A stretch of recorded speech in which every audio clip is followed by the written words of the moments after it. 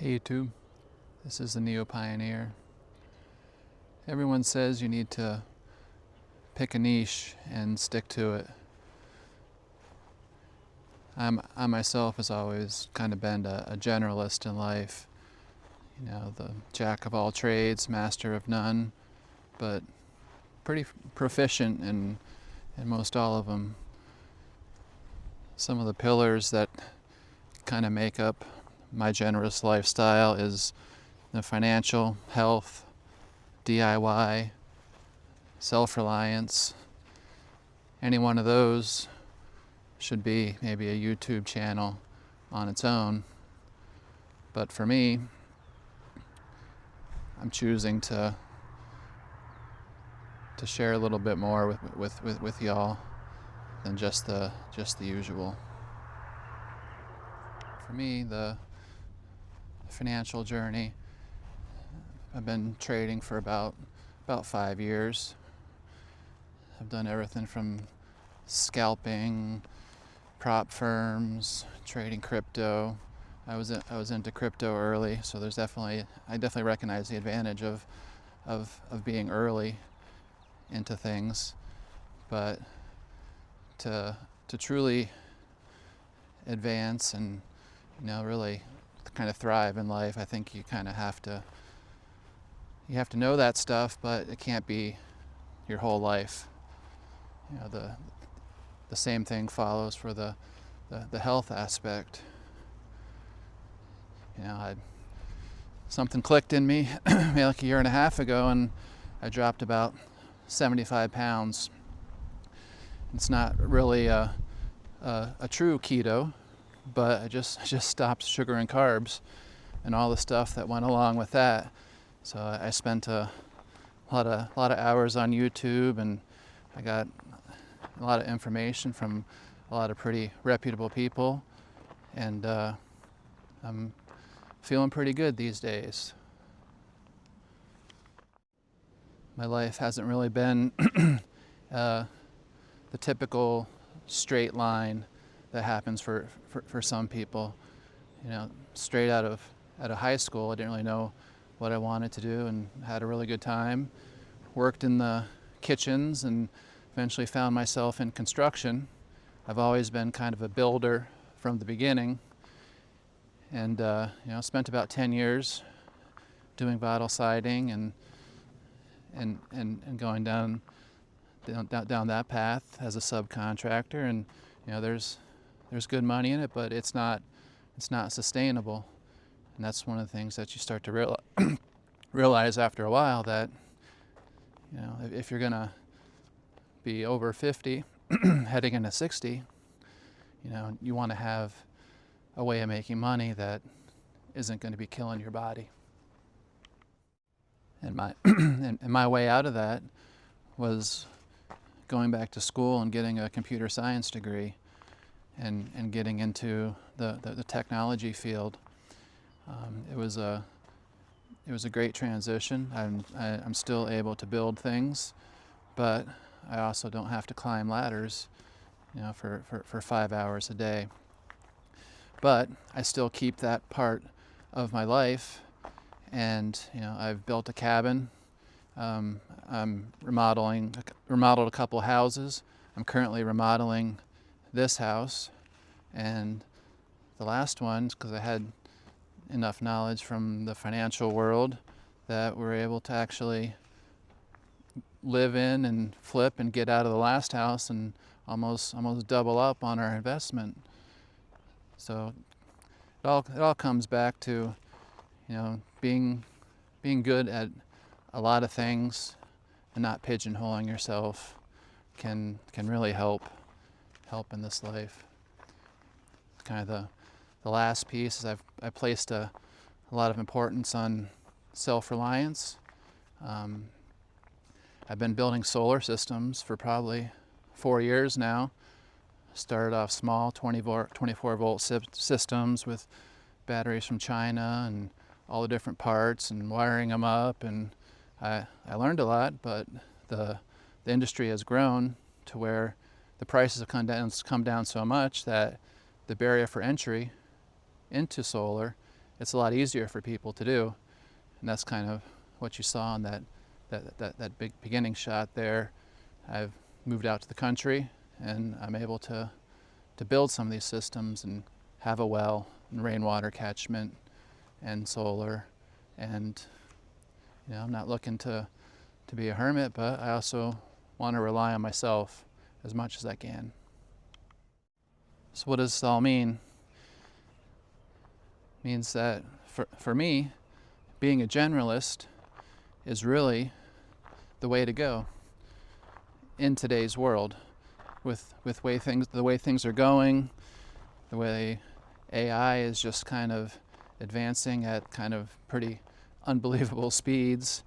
Being a generalist, being fluid, be up on the current trends and to kind of anticipate where things are going in the world, and to be prepared. A lot of people say, be prepared, not scared. But that's what this channel is going to be. It's going to be a whole lot of different pillars that lead to a pretty well-rounded, capable, and resilient person. And the rest of this video, we're going to kind of jump through a couple of these and dive a little bit deeper. So stay tuned if you want to hear some more. Yeah, so here's the heart of the system and this house that kind of makes it a little more self-reliant and have a little more redundancy than just relying on the grid. I can run off the grid, I can charge my batteries from the grid, but my solar array in the summer has more than I need. Then also the house has a wood stove as backup, just in case. But it's a pretty cool system for the price. If you were to have someone do this for you, you could be pushing $60,000 to $100,000 easy. Yeah. So why did I do all this?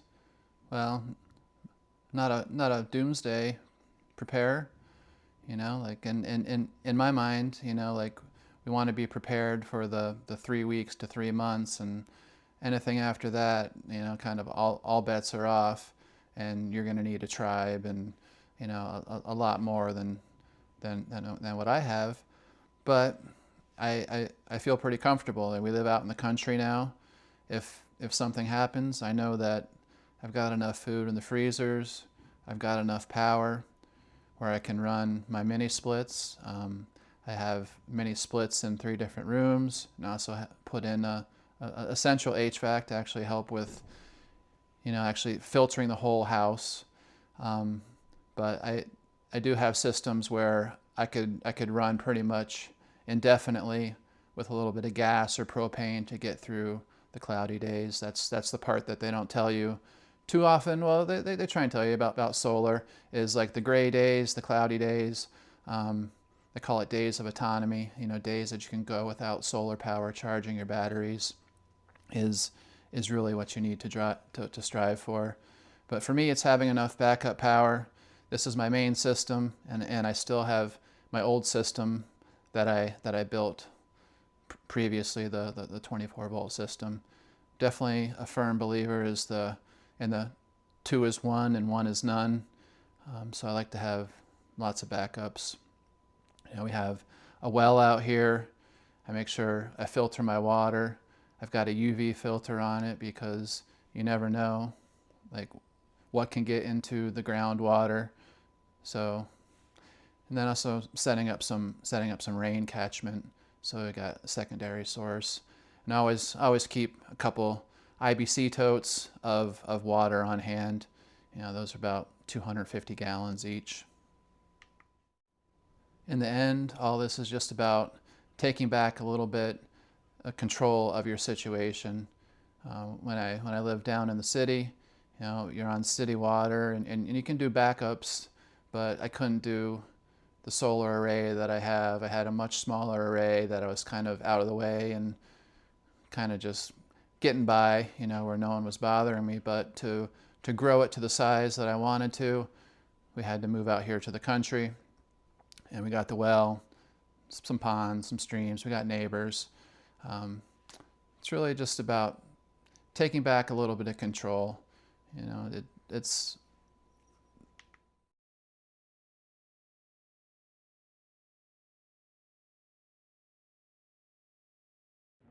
so this is one of the projects here at our new house in the country. Is a kitchen remodel. You know, I grew up first in the restaurant industry, so every house that we've had, we always make sure to do a really nice kitchen. You know, we have a hood vent that actually vents to the outside, you know, a good pantry. We always have a massive sink for washing pans and prepping. It kind of goes into our whole lifestyle at the moment. You know, that with the healthy eating, and then pretty much any improvements I do on this house, I may have some money in it, but it makes it easy if I ever needed to get out of this house.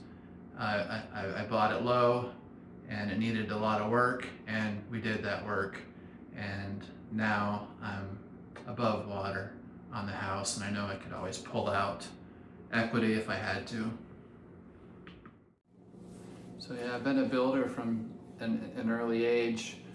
I'm a Gen Xer, and grew up with I can't remember what they called it, but it was these things where you could like build little skyscrapers, or you had like electric motors and batteries. I think it was like an erector set or something.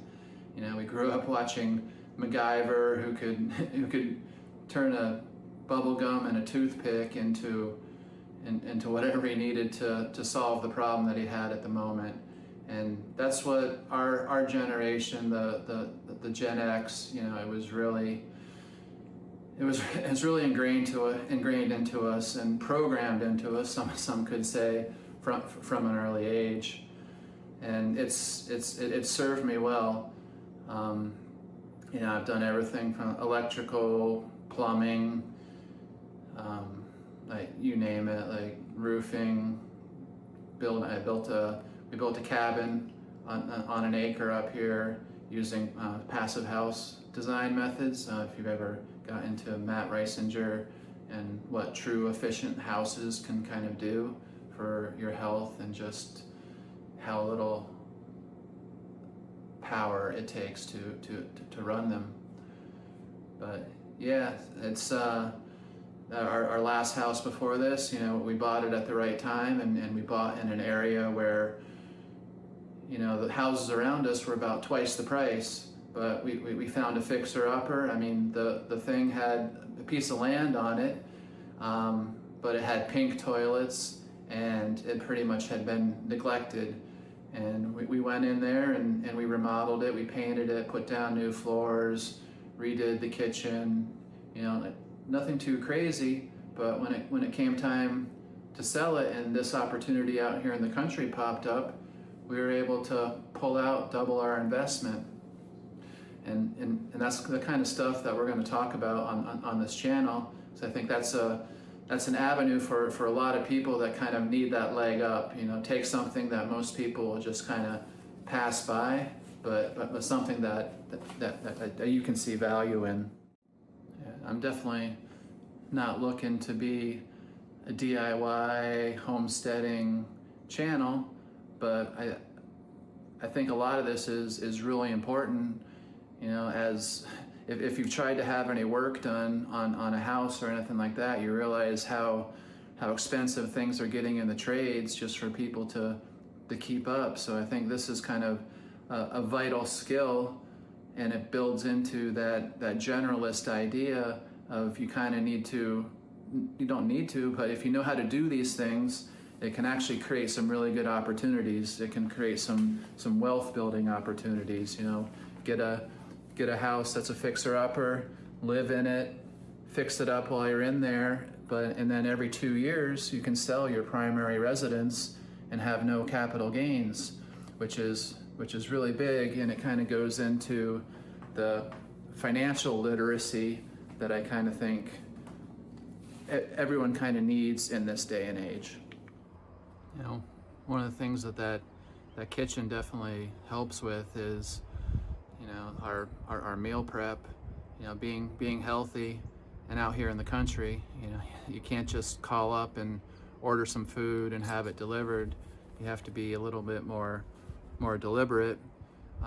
Like I mentioned before, you know, I've lost 75 pounds in probably the last year and a half. It wasn't really an intentional thing. It's just one day I'd been eating too much sugar. I know that my body had insulin resistance. I was on that borderline of where the doctors want to start putting you on some medicine maybe and start talking about that stuff, and I always kept saying, no, I'm gonna do some lifestyle changes, and never actually did them. But you know, had a couple little health issues around that time, you know, nothing really serious, but something kind of just clicked in myself, and I kind of knew these things in the back of my mind, and I just started consuming content on keto, and I just really cut out the carbs and sugar. And I'm here to tell you that there's definitely the thing called the keto flu, and the first couple days or weeks as your body transitions from living on glucose to being able to actually use your fat stores, and that's really the key of it. Like if you keep eating constantly throughout the day, like your body it's always processing food and the carbs, and you'll be on that carb roller coaster where you eat something, and then a couple hours later you need to eat again. And yeah, I just kind of stuck with it, and it was easy. And then I started getting really into it, and I was testing my glucose, testing my ketones, and using those ketone pea strips, and I started making ketones like crazy. And my body became more of a dual fuel, and that's why I was able to drop so much weight, is my body was able to use those fat stores. So it's really simple what we do now. It's nothing crazy. We eat healthy foods, we eat a few carbs, but we don't eat the high octane carbs. You know, I haven't had a slice of bread in a long time, but I'll still have some potatoes, you know, maybe a little bit of quinoa, but in much smaller portions. And then really the key that I found is at the end of the day, around after dinner, you stop eating, you don't snack. Your body needs time to clear all that. It's not a diet, it's a lifestyle. But yeah, and Gen X, you know, as we start aging, you know, this is going to become more and more important. One thing I definitely have been working into my routine is stretching and walking. It's you got to do it. You know, I'm 52 now, and pretty much what they say is like your health when you hit 60, it's going to dictate that next 10 years. So you want to go into your 60s as healthy as you can be, and living this lifestyle. You want to be limber, you want to be healthy, to be able to do these things that help make you be a little more self-sufficient. So like I mentioned, I started off really kind of in construction is where I started, you know, making some money as a subcontractor, and I could live life, and you know, like it was still kind of scrape by. But then part of our story is, you know, we ended up going back to school. So I left construction, and my wife ended up going back to school for nursing. And then a couple years later, after she had been out, and we kind of turned our money story around a little bit, I was able to go back to school, and I took a class on computer science, and I got really hooked on it. I was able to luckily get back into school, paid off some debts, and I was able to go to school full time and kind of follow that passion, which kind of naturally evolved from my love of building, but now I was able to build things on my computer. So I ended up graduating from college with a computer science degree. This guy who, out of high school, went to college for a little bit, ended up dropping out, hanging out with his friends, working in the restaurant business, moving down south, doing construction for about 10 years, being a subcontractor, and now I'm back in school.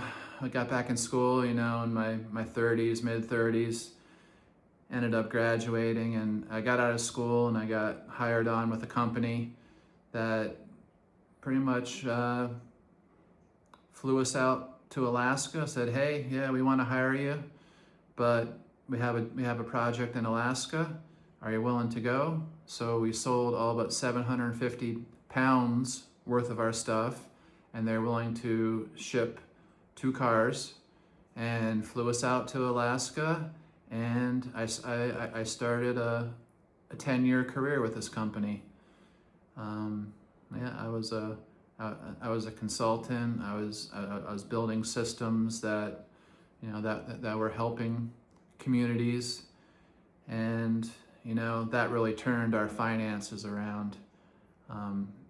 It took a little while, but about 3 or 4 years in, we started getting to the point where we weren't living paycheck to paycheck, and we were able to actually spend money on some things where maybe the 5, 8, 10 years before it wasn't so much. So we had a little bit of lifestyle creep. I eventually got stationed down in Juneau. There's this we call the Inside Passage, and I bought a boat and I fixed it up. Part of being the generalist, right? I've always kind of had boats. I've had sailboats in the past, but there I was in Alaska in this amazing area. So I got a boat, fixed it up, and we cruised the Inside Passage. Up there, there's some public use cabins. It's the middle of nowhere. You go through some channels, and some of the humpback whales are up there from Hawaii, and like seals cruising alongside of your boat, salmon fishing, halibut fishing, all of it. And we enjoyed ourselves, and we experienced it to its fullest. And all along this, I was kind of always staying up with technology.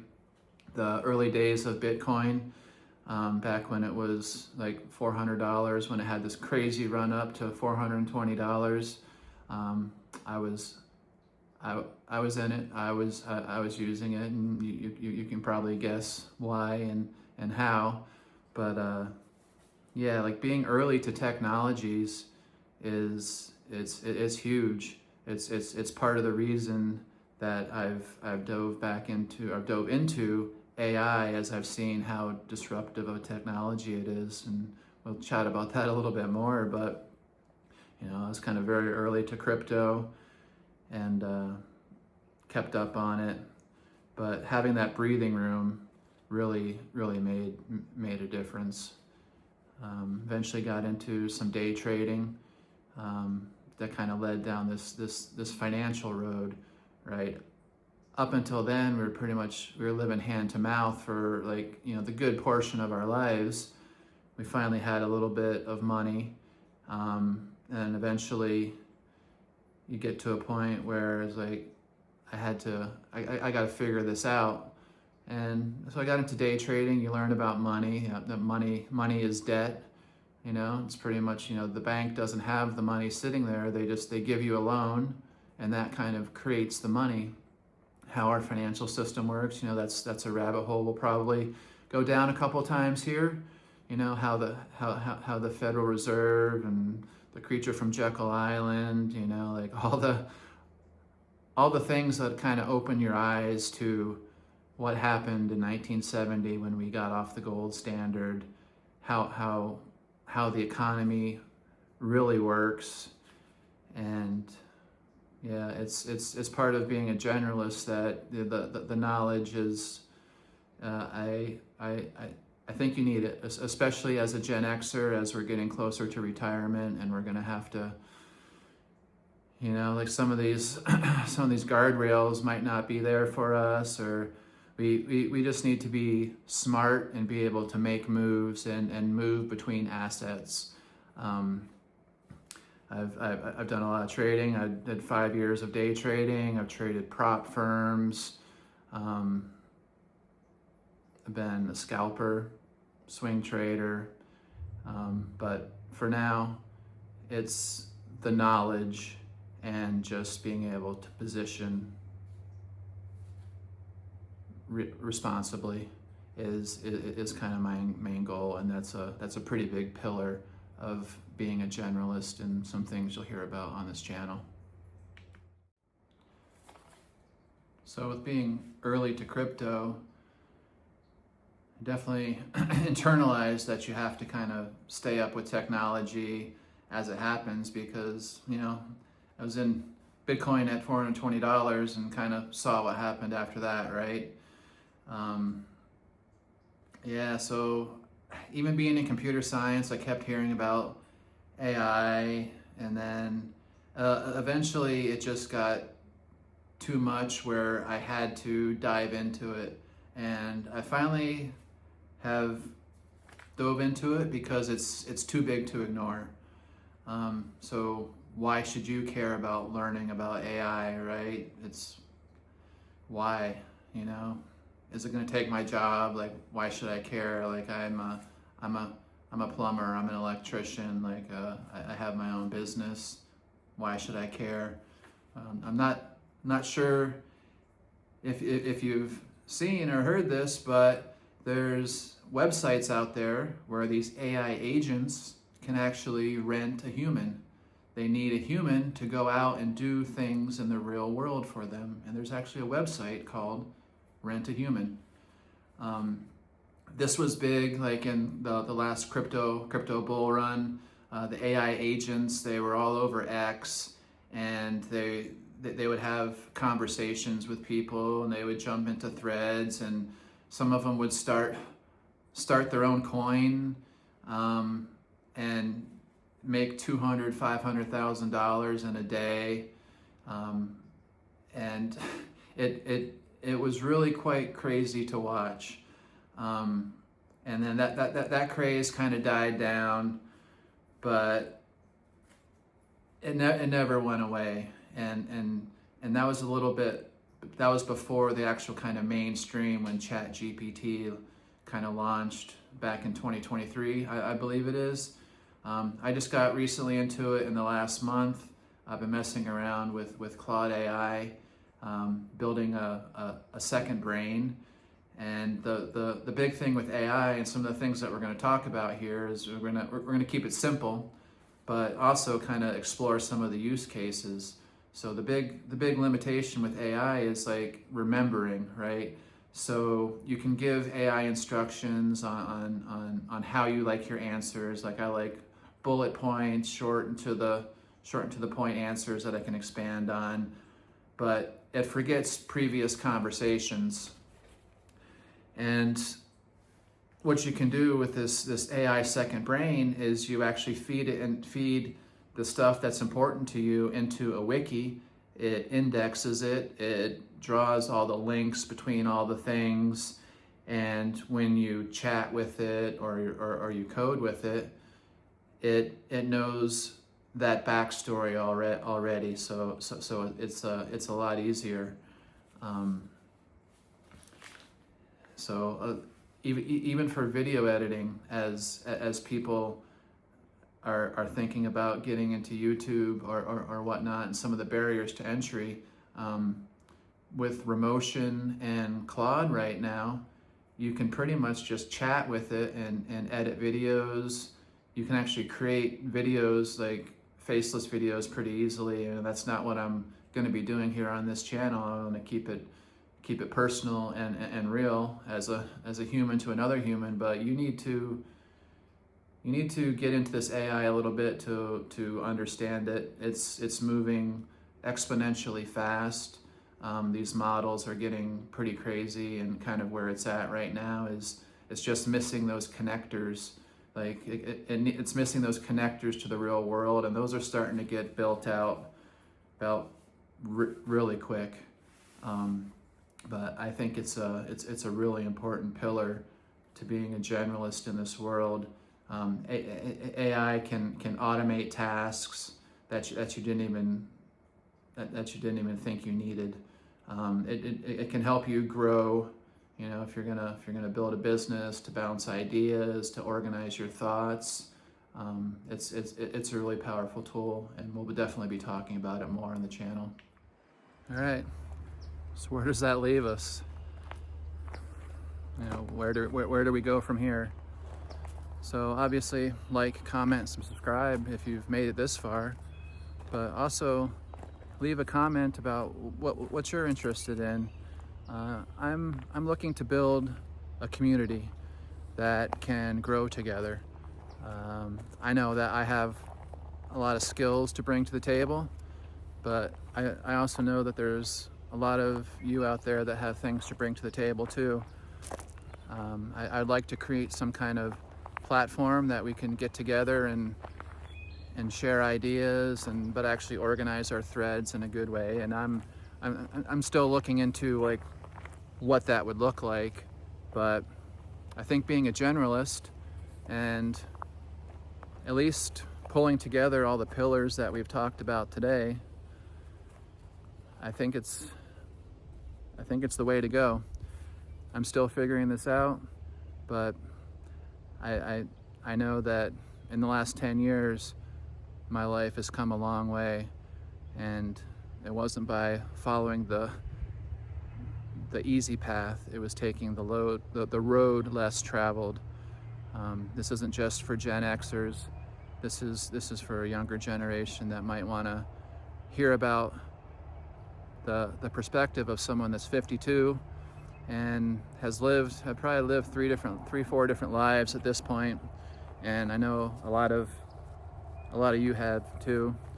They pretty much tell you on YouTube that you gotta pick one and you gotta stick with it, but I choose them all. This is going to be a channel for the generalist.